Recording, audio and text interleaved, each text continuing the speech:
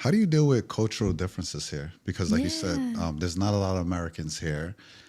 So how do you personally deal with cultural differences in dating? And then as well as how do you set the expectations for your clients? Like, do you have a lot of locals that are coming to you and they Yeah. have traditional ways of dating and getting married? And what's Yeah, that I like? mean, it's interesting, right? When I think about, like, I think that's one of the greatest positives about dating here in Dubai is that you can literally date the entire map.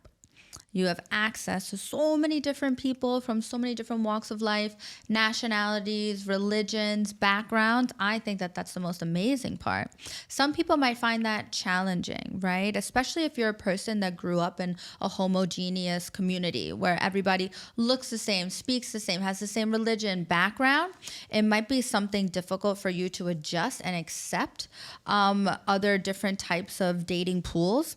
But for the most part, I would think that most people that move to this country are open-minded. It's just I guess it's a matter of preference in terms of, I say that religion should be a factor if you are interested in having a family, because then that goes into possibly how you're going to raise your children under which religion, and both parties need to be on the same page with that because that's a family that you're creating, a unit. But what I will say is when I deal with, because we do have GCC clients. Okay.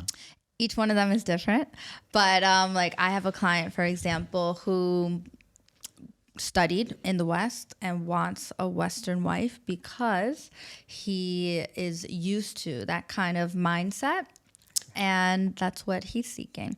I have another client that's like, I will only marry GCC, but they need to have studied in the West.